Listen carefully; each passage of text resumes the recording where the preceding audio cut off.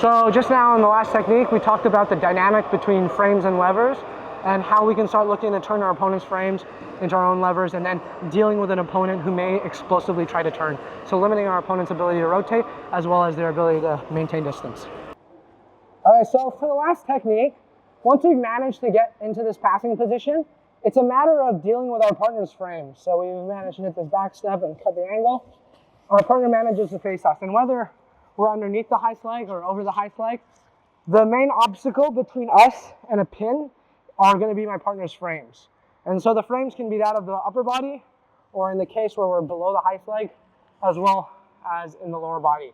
So the way we can start looking to maneuver from this type of position, there are quite a few ways, but I'm going to give you guys an idea that I really like to play with and that I find can be super helpful. So from here, when my partner frames on me, so understand right now, I'm underneath the high leg right now. He frames. I want to be wary of the direction in which I put weight into my partner's frames, because ultimately it's the weight that determines whether or not it's a frame or a lever. So if I just drive weight into my partner's frames, okay, this is no problem. The whole purpose of a frame is to be able to carry weight. So what I want to do is I want to maneuver my weight around his frames to try to turn his frames into levers. And so the way we can do this is just by visualizing. If Dima's frame is in this orientation, if I just drive into his elbow, obviously I'm not going to be able to close much distance. But if we just look at this arm in space, we can clearly see that it's not necessarily inherently a frame or a lever. It only depends on the direction in which we apply weight. So if I just push weight up on his elbow or below on his elbow or even across, in all of these situations, this frame now becomes a lever. And similarly with this knee, if this knee is in our way and we feel like we're trying to close the distance, it's difficult, I can start looking to maneuver my knee either to the outside of his knee and clear, or if I feel like there's a lot of resistance on this end, I can maneuver my knee to the inside and come back to the knee cut. In terms of how we're going to deal with the upper body, a very common frame for my partner is this kind of like far lat post. The way I tend to like to deal with this is twofold. Where I'm putting weight in, he's trying to push me away. I really like to grab my partner's bottom wrist. So instead of just driving weight in, we're going to grab the wrist and push his wrist to his chest. Notice that this is really going to help me in terms of preventing him from turtling off of my passing sequence. Because once I actually finish this pass, when my partner tries to turn into me, I can use this wrist grip to really flatten them out. Obviously, we're not going to be in this exact position, but we're going to be a lot closer. But now, because he can't really pull this elbow to the mat, it's hard for him to really come up to his knees. Secondly, in dealing with this top arm, so frame, I'm basically going to look at my shoulder relative to my partner's elbow. If my shoulder is above the elbow, I'm going to bring my weight over the elbow and down to his rib cage. And I'm going to use this to drive in. If I feel like it is in the opposite situation where I feel like his elbow is a little higher, I'm going to bring my shoulder underneath his elbow and transition into an underhook. And I can use this to start looking to push my partner back to the mat. I continue to maintain control of the wrist, so now when I try to move, it's fairly difficult, and I had the direction. Something I like to do to stop my partner from really bridging hard in this far direction is wedging my fist underneath the far shoulder, just so Dima can't completely get his back flat to the mat. So sometimes if I get this underhook super deep and they're super strong, they'll bridge me to his right. And then it'd be unfortunate if he just pushed me off. 1 second. So something I like to do to really mitigate this risk is, regardless of how I've beaten this frame, I really like to put my fist underneath the far shoulder. So now when he tries to bridge me to the right, it's so difficult. And so this is just one way of limiting our partner's rotation. We talked a little bit about this wrist, we talked about wedging the far shoulder, and then we talked about dealing with this frame. So this isn't comprehensive, but it is trying to outline the framework in which we want to look to deal with this. So just briefly, like an overview, we want to not just drive into frames, but see if we can move around them. So either we can go from the outside or go from the inside. We can grab the wrist instead of just driving into the frame. Okay. Both hands. I grab the wrist, push it to the chest, and then based on my shoulder relative to his elbow, I can bring it up. Or if he resists in an upward direction, I can bring it down. And from here, we can move into our passing positions. So this will be the last technique for the today. Do you guys have any questions? All good? All right, feel free to call me over. 1, 2, 3. Thinking about almost the force of going to Americana. Yeah? You know, we usually go Americana on this side, right? Mm. But then coming here, and then relieving, obviously, and then being able to free him on the tip. I think this is great. Going like this. Yeah. Would you do this in combination as if he's pushing up? To keep him pushing? Like Yeah, I don't really think you could do, I like playing a lot of top crucifix. Yeah, So this would be something I would definitely do. Like, I often do this without even grabbing the wrist, like in Muay Thai.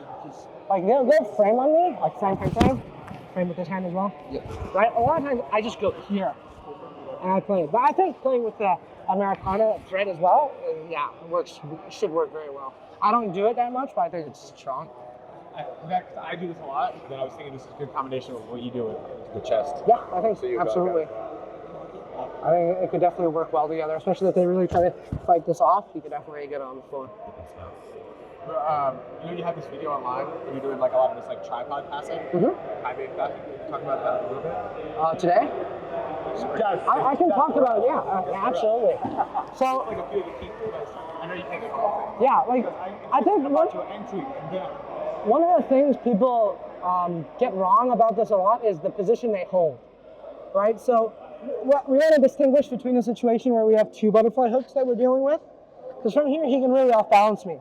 So in this situation, I really bring my knee high, so my hips are high. So now my knee and my elbow are connected, especially on the side of the underhook. My knee and elbow on this side don't matter, it's this side.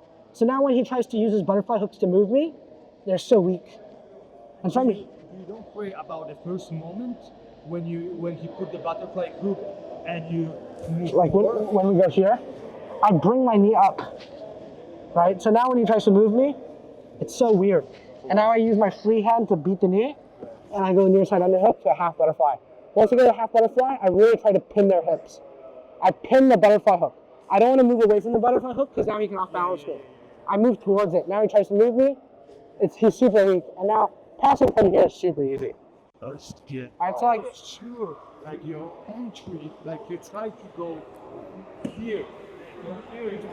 no, usually it's 2 butterfly hooks. Right. Yeah, like a lot of times the way I'll do this is like if he's seated, I'll hand fight, and then I'll go into this. Right, and then I'll. Elbow connected. You don't have to worry about the elevator, yeah? Yeah, like, because like, if you feel it, if I'm here, if I just, this is where I am. You elevator me, it's so weird to elevate. Because like, I'm not just staying here. Here you move me or whatever, right? I bring my knee to my elbow, and now you try to move me. There's the risk of getting passed. Yeah. You have to bring your knee away from your chest. Feeling because I feel like my almost full body is free, Yeah, but the pressure here it's like because your shoulders are pinned to the mat. exactly.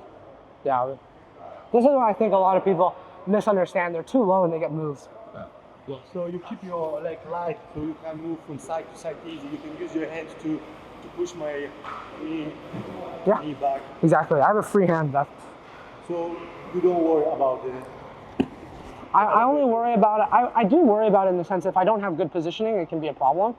But generally, if you have good positioning, it's not an issue. Right. Yeah, that's super. They all wanted to hear our question. No, but oh yeah, then I think that's about it for today. Do you guys have any questions about today's technique? Yes. Pardon? Yeah, sure. I'm not opposed to it. Yeah, so I mean, just now they were just asking some details about the tripod. And so one of the main things that I find a lot of people don't necessarily understand when I do this is that, let's move a little bit away, is that when I'm here, distinguishing between a situation where there are 2 butterfly hooks and a single butterfly hook. In a situation where there's a single butterfly hook, it's very easy for me to stay stable because I just move towards the butterfly hook. But now in a situation where he has 2 butterfly hooks, the positioning is a little bit more nuanced because either side I move, there's a strong butterfly hook to follow. So the way I look to overcome this problem is, one, I have my weight up, and it's twofold. One is I'm bringing my underhook knee to the underhook elbow. Next, I'm bringing the free hand on the opposite side and pushing on the knee. So now when they try to elevate me, my weight is so high up And now there's the threat of him, any form of extension he really exerts, I can push knee away from chest with my free hand. And now he loses a double butterfly. So a lot of times he's putting himself at risk by just extending his legs because he's going to bring his knees away from his chest. So this is probably one of the more important details that I found when playing with this butterfly. It's just the underhook side knee elbow and then the free hand on the opposite side really threatening beating the butterfly. You want to move forward as soon as it's possible. When I feel the entry is there, I'm going to really commit my weight forward. I'm not going to, because if I just chill here, like my weight's not forward, like you're just going to move me.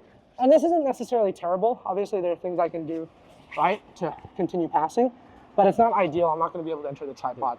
I think the tripod is a very strong position in terms of being able to pin someone after the pass.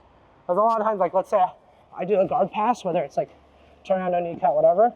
If I finish the pass, I don't necessarily have your upper body pinned. So you turtle, you bridge, whatever. This is a problem. I won't be able to necessarily control you. Versus when I'm in tripod, when I finish a pass, it's so hard for you to move because your shoulder's already pinned. So this is probably one of my favorite things. Put the pressure on my head. Yeah, pin the shoulders and then have the hips light. And if your shoulders can't move, it's hard for your hips to move as well. Yeah. Yeah, it's like back flat on the mat. It's like butterfly killer. Exactly, yeah. So, yeah, hopefully. Yeah, no worries, of course. Yeah, so that'll be it for today then. I'll probably stay around for a little bit longer if you guys want to ask questions, roll. I'll be here. And we'll take a photo first then, yeah? Thank you guys. Yeah, so Jozef Chen seminar just wrapping up here. It's really good. Show a bunch of tricks that he's done in the highest level of competition. The ADCC European Trials is probably almost harder than the actual ADCC. So I'm super excited to be able to ask questions and hear some of his bottom game as well as some of his top game.